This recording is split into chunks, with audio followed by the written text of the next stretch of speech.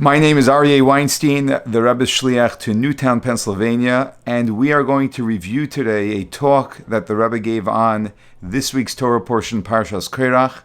This Shabbos coincides with the Rebbe's Yartzeit Gimel Tammuz, so it's a special week to be learning the teachings of the Rebbe. As the Rebbe teaches us, this is the way to connect to him, by learning his teachings. This talk is a fabulous talk, where we can see that the truth of the Torah actually remains relevant at any time, any place, anywhere. And as you will be able to associate on your own how this talk, which the Rebbe gave many years ago, is relevant to what's going on in the world today in a most significant way. The background of the talk is based on the story of this week's Torah portion, where a gentleman by the name of Korach, who was a tremendous and enormous Torah scholar, a prophet, a man who was also fabulously wealthy, and a man of status, as he was from the tribe of Levi, a first cousin to Moshe and Aaron, contests the appointment of Aaron the high priest. Moshe appoints Aaron as the high priest, his brother. Moshe appoints his brother Aaron as the high priest.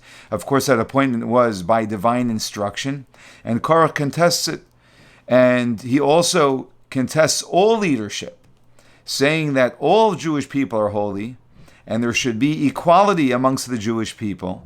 Everyone is a holy person equally. There shouldn't be status amongst the Jewish people.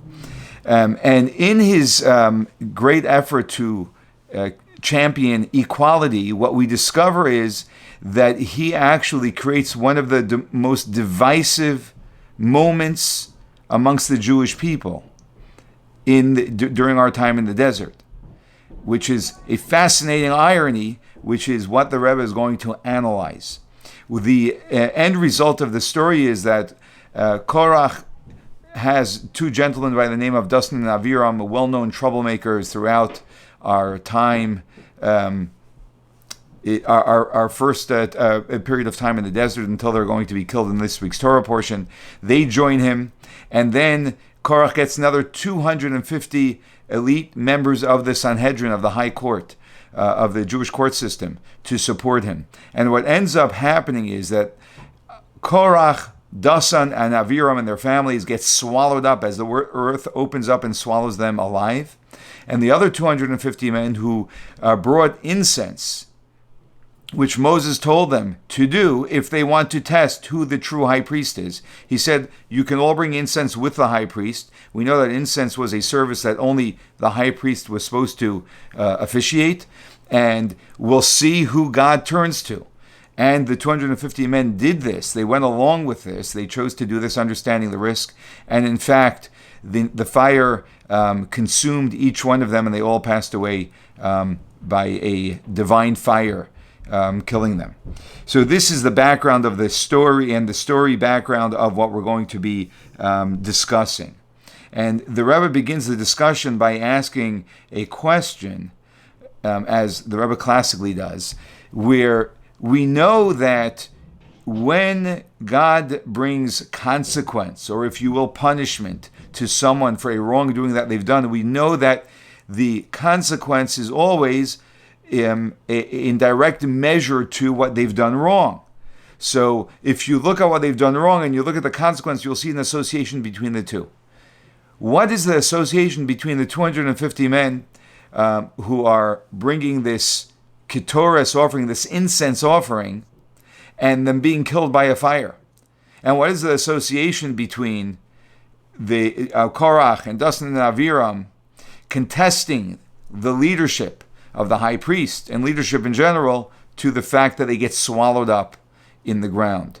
What connection is there between the two? So that is what leads us to an explanation and understanding that the Rebbe will give us to what really truly transpired in this story. And there are different explanations given to the association between the punishment and what these individuals had done wrong. But when we want to find the true wholesome explanation, it's got to satisfy every detail of the story. The way we know that we have come to a very sound explanation or understanding to a story in the Torah is when that explanation actually fits with every aspect and detail of the story. This is something that the Rebbe masterfully does repeatedly in talk after talk, where he explains a story in a manner in which it begins to explain many details in the story which otherwise are hard to understand. And this is something that he's going to do here as well. And he does that by first clarifying that the essential issue with the behavior of Korach, Dasan, and Aviram, and these 250 men was the fact that they were introducing an element of divisiveness amongst the Jewish people. True, it was done under the guise of, and arguably, as the Rebbe will explain, the genuine desire for equality. But ultimately, this was very misplaced and created a tremendous amount of divisiveness. And so we're going to actually see that the punishment they received was an expression of divisiveness at its core. And therefore, it was actually a precise response to exactly what they were doing. Because we know that the Torah tells us that these people, they sinned binafshosam, with their spirit.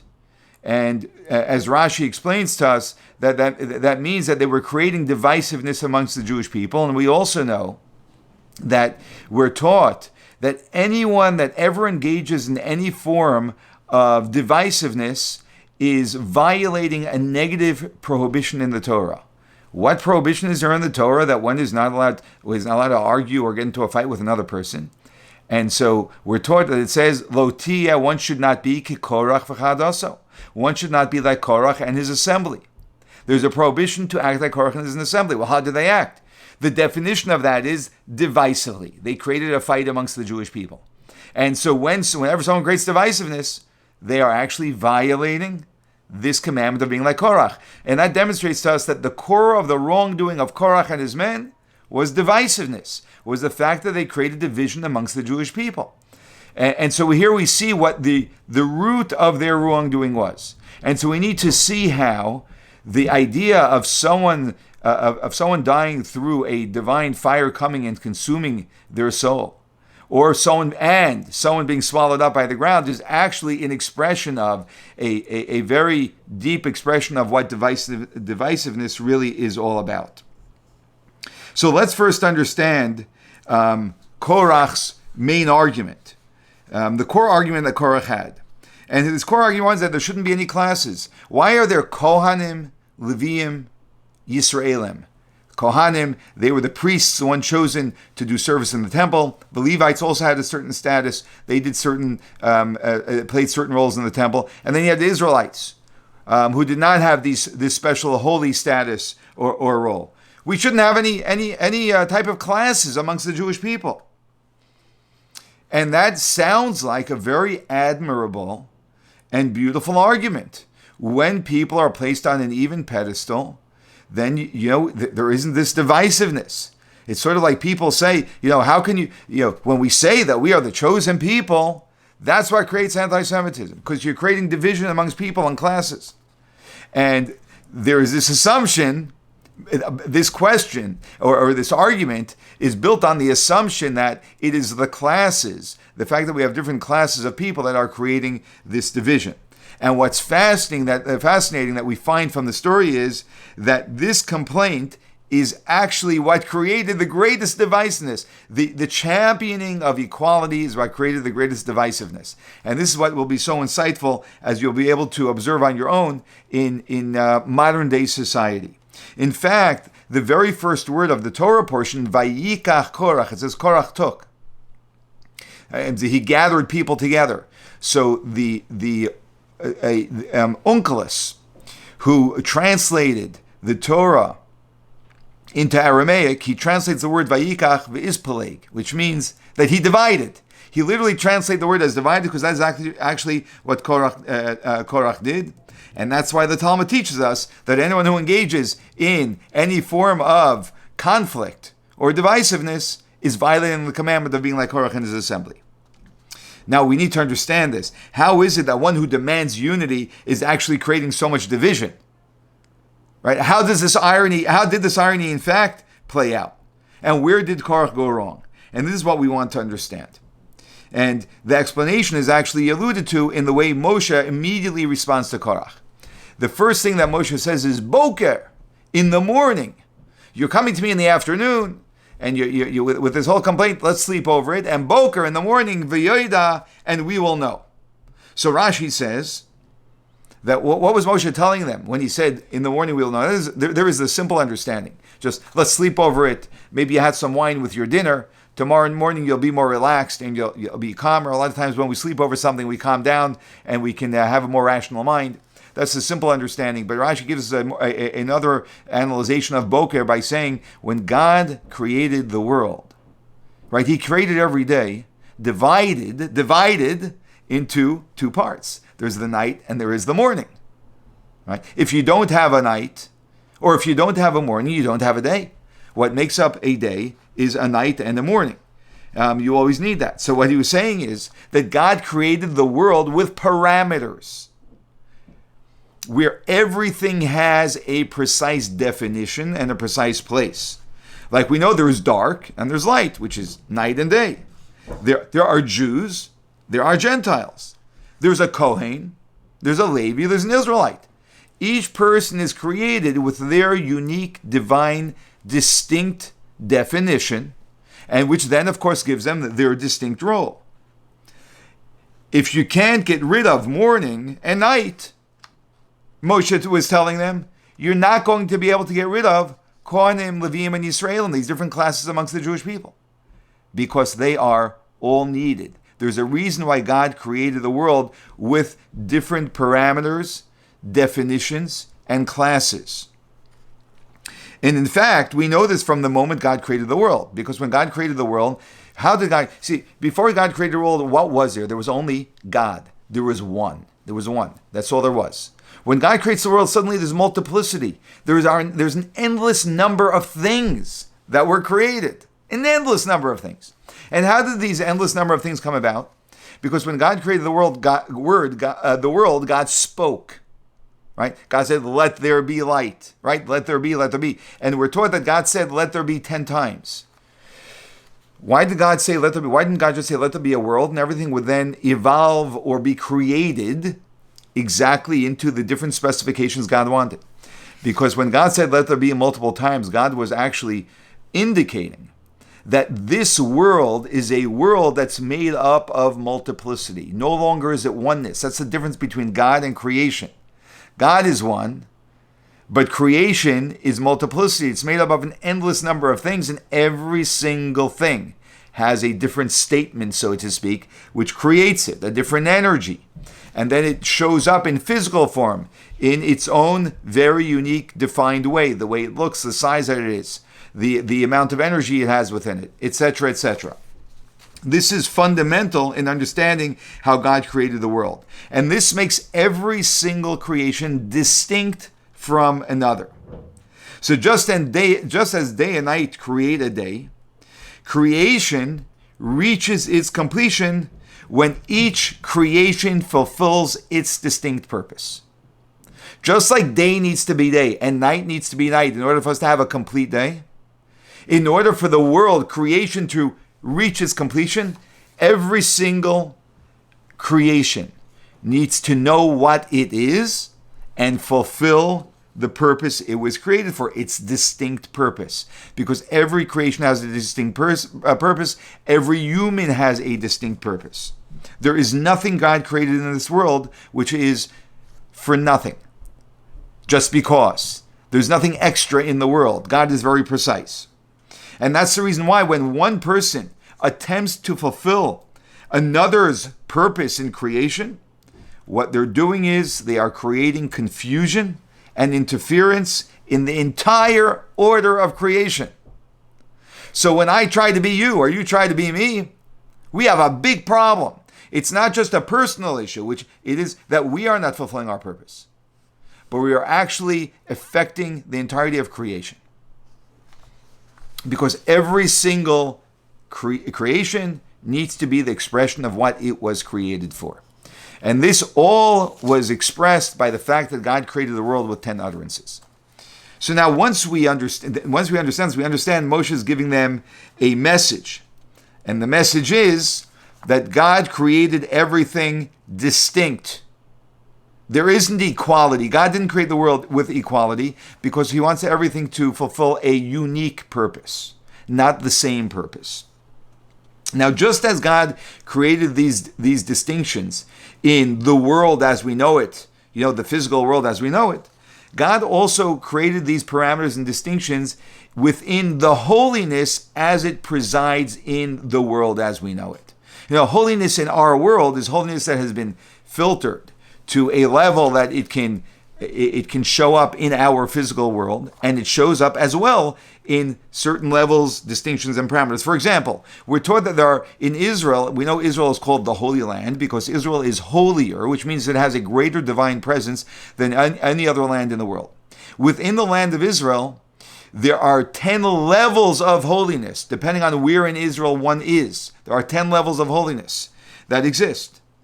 So we see that actually, Hasidic philosophy teaches us that there are 3 primary dimensions that are experienced in our physical world. And those dimensions are time, space, and, if you will, spirit, consciousness, or the soul of man. So in space, we see the land of Israel is a holy land in distinction of all lands. And then the land of Israel itself has 10 levels of holiness. So we see in the way holiness shows up in this world, it also shows up with distinct parameters associated with distinct things. In time as well, you have a weekday, which is what we call Chol, which is a mundane day. You have a Yom Tov, a holiday. You have a Shabbos. You have a Shabbos and a Shabbos of Shabbos, which is Yom Kippur. There are different time zones throughout the year, and each time zone has a different level of holiness. And then you also have within the 3rd dimension, the human spirit. We have different dimensions of holiness. You have a Kohen, a priest, a Levite, a Levi, and an Israelite, a Yisrael. That's exactly the way God designed holiness in this world. Now, just as shalom, peace, in the world happens when, they say good fences make good neighbors, right? So how do we have peace in this world? On the most basic level, it's when one distinct entity does not encroach upon another distinct entity. Each distinct entity is an expression of itself. It's not trying to be the expression of another, or go into that space where it doesn't belong. So when everyone stays within their parameter, then we have peace. Everyone is fulfilling their purpose. This is true in the holy realm as well. When a Kohen is a Kohen and does what a Kohen should do, and a Levi is a Levi, does what a Levi should do, and an Israelite is an Israelite and does what an Israelite should do, then we have conformity. Everyone's doing their thing and everyone's in peace together. If a Levi tries to be a Kohen, which was in part what Korach was contesting, we have a big problem. That's on the very basic level. But the Rebbe says, actually, we know really that is not the fullness of peace. That's coexistence. Coexistence really isn't peace. Maybe that sounds a little bit more like tolerance. A deeper level of peace is when each distinct entity not only is an expression of itself, but shares what it can with the other to enhance the other as the other is distinctly. So when we serve each other to assist each other with whatever it is that we have to offer to enhance the other, then we are actually creating peace. We're working together. And we see that also spiritually. Like we know that Shabbos, one of the themes, the ideas of Shabbos is that Shabbos blesses. It brings a distinct energy to all of the days of the week. So the way we go through a Shabbos actually influences the upcoming week, which means that there's an influence that comes from Shabbos to the week. It doesn't. We never turn the week into Shabbos, because weekday is weekday, Shabbos is Shabbos. However, we can enhance the weekday through the way we observe Shabbos. Likewise, Shabbos gets enhanced by the weekday, as we're taught that if someone makes effort before Shabbos, they have what to eat on Shabbos. Our Shabbos is enhanced tremendously by the effort that we're making before Shabbos begins. A Kohen Gadol gives Birchas Kohanim. He bestows the priestly blessing upon the Jewish people. He takes from his holiness, his distinct holiness, and he bestows that as God commands him to upon the Jewish people to enhance the Jewish people. Does it make the Jewish people Kohanim now? No. They remain distinct as Israelites or as Levites. But now there is an enhancement that's gotten from one to the other. In time, again, we find from Shabbos to the weekday, from weekday to Shabbos. In the human spirit, we find that there's a mitzvah for every Jew to actually, as the language of the Torah is, v'kidashto, to sanctify, to give holiness to a Kohen. That means that if a Kohen is waiting to do so, if a bunch of people are waiting to do something, a Kohen is always supposed to go first. It's our way of, as the Rebbe explains, not just honoring the Kohen, but it's actually bestowing holiness on the Kohen. So the Israelite has the power through fulfilling the mitzvah of giving this honor to a Kohen who has a status of holiness to actually bring out the holiness that the Kohen has and reveal that within him, or even add to the holiness that the Kohen has. And this only happens when there are parameters, and we shear from one parameter to the other, from one distinction to the other. When there are distinct entities, and one entity then shears to the other shears back. When you have the shearing going back and forth, that is when you ultimately have this idea of distinction, as God created the world to be, and it's meant to be, while being able to affect each other through giving from what makes us distinct to enhance the efforts the others making in their own distinct realm. The Rebbe takes this one step further, to a third level of peace, where he says that the highest level of peace is not just where we have independent entities that are influencing each other, but we experience a level of interdependence. Interdependence is where we actually realize that it's not that I am distinct and you are distinct, and I'll benefit you where I can, you'll benefit me where you can. But we begin to realize that actually we are all part of one large organism, so that essentially we are one. Essentially, we are one entity. It's just that we show up as individual parts of this one entity, and therefore the entire organism functions more properly when every single one of us is playing out our part and, of course, influencing each other. This leads to the highest level of peace, because we now realize we're really part of one whole, and therefore what's going on with you is very important to me. Your playing your role is very important to me, and my playing my role is very important to you, because we are really all one single entity. It's not that we're just independent beings who are going to be nice to each other and help each other out, but really helping ourselves out when we're helping each other out. It's sort of like the Alter Rebbe explains the limbs of a body. Well, the legs are not nearly as sophisticated as the brain. The brain can have all of its brilliant thoughts and ideas and want to accomplish many different things. Without the arms and the legs, it won't be able to effectuate much. So therefore, the arms and the legs are crucial to the brain. So, and this is the spiritual state of the Jewish people as well as a people. We have all different types of souls, which are all in different types of levels, each one talented and gifted in different ways. And we are really all one single organism, known in our Kabbalistic and Hasidic teachings as Knesset Yisrael, the congregation of the Jewish people, as we exist on high as one. And we show up in this world as distinct people, but really every single one of us has a significant impact on the whole, because we really are all one. And this plays itself out in space.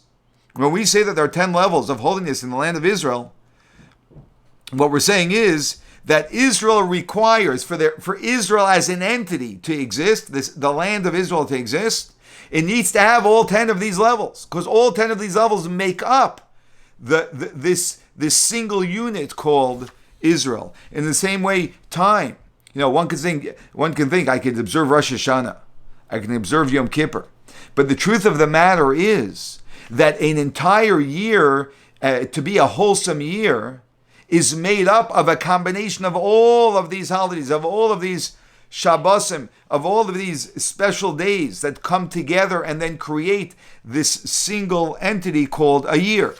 It's all just different parts forming that put together this one year.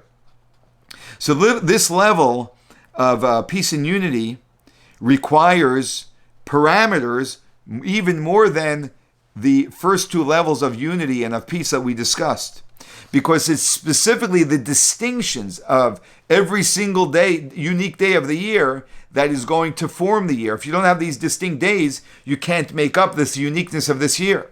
If you don't have these distinct classes amongst the Jewish people, you can't make up the Jewish people. Even though you can't have a Jewish people without the Kohen, the Levi, and the Israelite, without these three classes, you need these three classes to make up what the Jewish people are.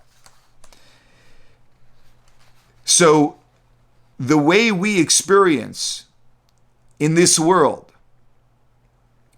every general body, whether it's a year, whether it's the Jewish people, whether it's the land of Israel, is by it being made up by its distinct parts, and all of those parts knowing that I am a part of a greater whole.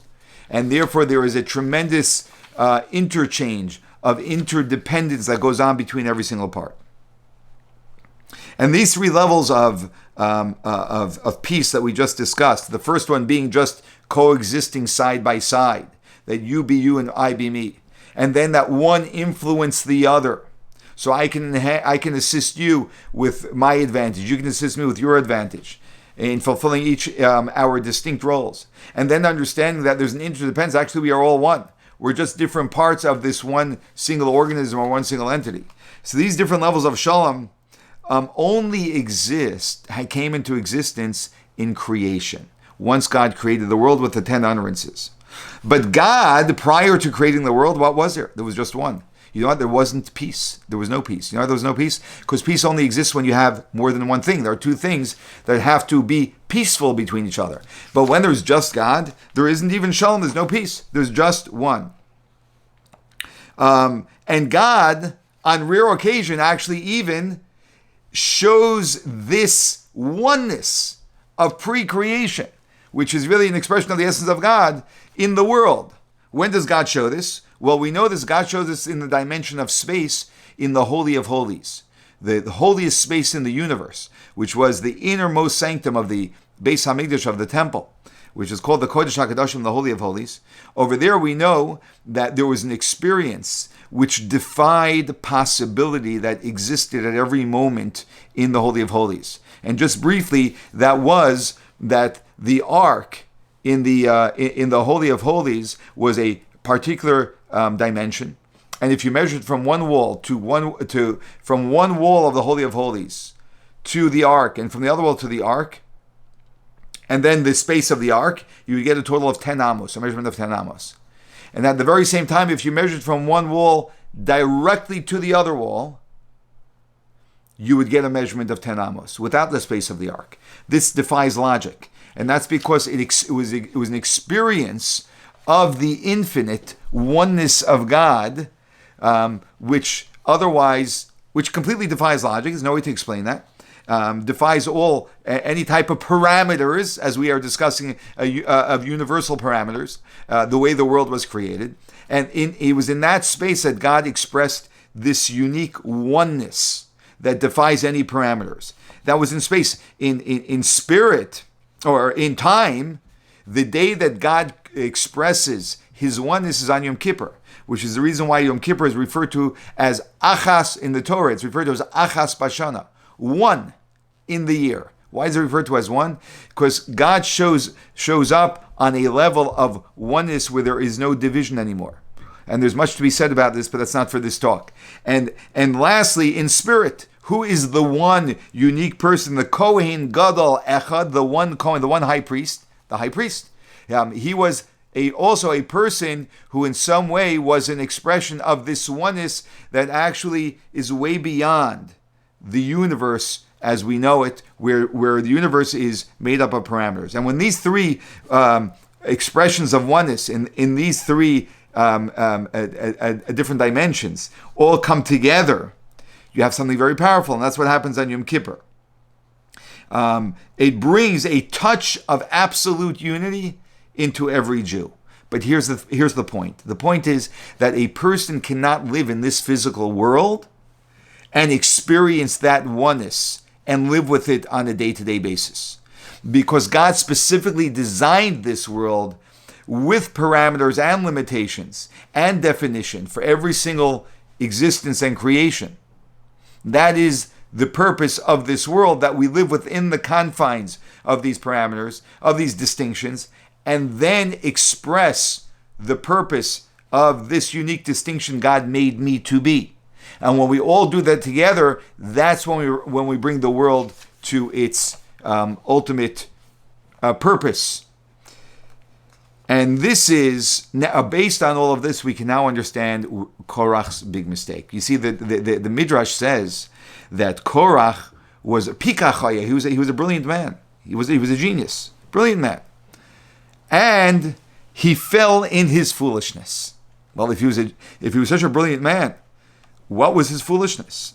This is exactly now we can understand what his wisdom was and what his foolishness was. You see, we're taught, the Mishnah teaches us, Ezehu chacham. What makes a person a wise person? So one of the definitions of a wise person is haroas hanoilad, someone who can see that which will be born out later on. Someone who can foresee how things are going to play out. You can't see them now, but you can foresee how things are going to play out. That's wisdom. That's wisdom. So essentially, a wise person is a person who can see not only that which is revealed, but that which is still hidden.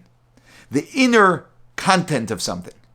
Like, it hasn't been shown, it hasn't played out yet, it hasn't been spoken, but the person can already see what's going to happen. That is actually true brilliance, true wisdom. Korach, when he said, all of us are holy, every Jew is holy, why are you raising one person over another? He was expressing an ideal which he was able to foresee playing out. And this ideal is an ideal that will play out when Mashiach comes. And it's an ideal also that exists at the very root of everything, which is on the root level of God. That we know God in his oneness. On that level, everything is 100% equal. There is no division of things. And so in his enormous idealism, he was trying to bring into our physical, a reality of creation, this ideal of oneness, of God as God is in his root, or as we will be experiencing this once Mashiach comes. And his foolishness was that such unity can only exist in its root state. It cannot exist in our world of paradigms. And what happens, and here's the profound key point, what happens when someone tries to bring an ideal that's not made for creation into creation, is that this ideal of equality, which is so, it's such a beautiful ideal, and it sounds so wonderful, and it truly would be, it just can't work. When someone tries to bring that into the world of definitions, parameters, and distinctions, what the person ends up creating is division. That's the irony. So here's a person holding up the greatest ideal of equality. And what do they bring? The most horrific experience of division. So when we say that all is holy, what you end up having is that you have Israelites bringing the Ketores, the incense, which is not their role. They are engaging in a level of holiness that their soul is not cut out to be aligned with. And therefore, their souls are unable to integrate the holiness that the Ketores, that the incense offering brings into the world. They are not able to integrate that into the world. And what happens when their soul engages in an activity that they're not aligned with is, it creates destruction. Their souls cannot handle that exposure because they're not designed for that exposure. They have a distinct role, and that's not their distinct role. And what happens is their souls expire. a fire comes and burns their souls. And so their divine spark, their divine soul, gets elevated to the next world and no longer can continue its mission in this world. What does this do? This creates division. This creates division between the body and the soul. That's what it does. It also creates division amongst the Jewish people because the wrong people are doing the wrong things. Instead of me accepting my distinct role, I'm insisting on an ideal which cannot be integrated into the world, which is that God should show up in his infinite presence. The moment you have an infinite presence within a finite world, all finite beings can no longer exist. And so they expired. This was the foolishness that Korach that led Korach down the wrong path through his tremendous wisdom of understanding that in the root of things there is oneness, and that the ultimate goal of all of our work will lead us to an experience of oneness. But as we are in this world of creation, there is no way that we can experience this oneness. We have to work within the confines of the limitations that and definitions that God created in the world. And now we can understand how these punishments were a measure for measure. And this is a more subtle idea, so we have to pay close attention to this. Burning of something is generally an elevation of the matter. When something gets burned, there's a fire that burns something, then most of that matter gets elevated into smoke. And that's why smoke actually moves up, fire actually moves up. The more refined part of that matter actually gets elevated. The least refined of the matter actually stays down as ash. And in the very same way, when these 250 men brought the incense, which they were not supposed to bring, what happened was their soul, that which is the higher part of themselves, ascended on high and was no longer able to continue fulfilling its mission in this world. When Korach and Dastan and Aviram and their families were swallowed up by the earth, what happened with them is that they descended, their coarseness descended into the ground. Because what also happens when a person does not fulfill the will of God, so what happens is that the energy, the divine energy that we have invested within us, within our bodies to live, is then used by negative forces for negative things. So this energy that was endowed to us, invested within us, is now being captured by negativity, and negativity is now being empowered because it has more energy for it to be able to express itself in negative ways. And that's a dissension. So the energy of the soul is ascended on a high, and the divine energy that enlivens the body was now swallowed into the ground. It's the expression of it descended into klipa, into negativity.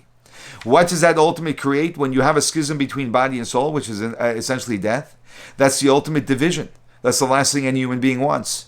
So these two punishments were the expression of the ultimate division that one can experience. Why did they experience? Why were these two punishments an expression of division? Because that was actually the wrongdoing of Korach and Dastan and Aviram and these 250 men.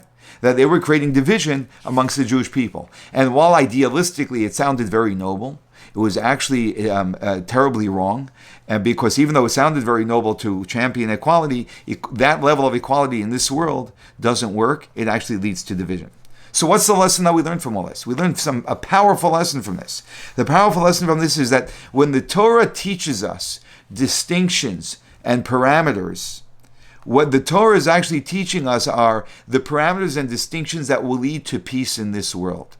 When we take away these distinctions and parameters, we are actually going to create more division in the world, more hostility, more problems amongst people than peace.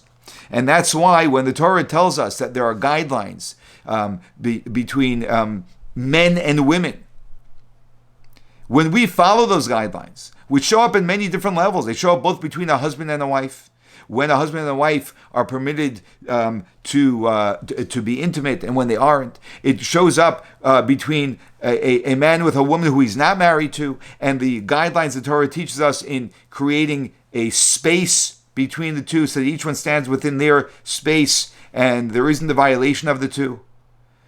How that enhances our lives and our society and takes us away from problems that otherwise crop up. The distinctions between faiths, between Jews and Gentiles, and the way a Jew conducts himself and the Gentile conducts themselves, what they should be doing together, what they shouldn't be doing together.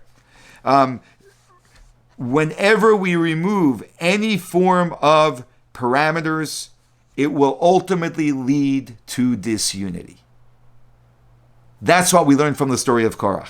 It's like fire and water. You put fire and water together, one of them is going to destroy the other. They can't coexist. However, if you put water into a pot and you put fire under the pot, then the fire and the water can both exist beautifully together. There needs to be a separation.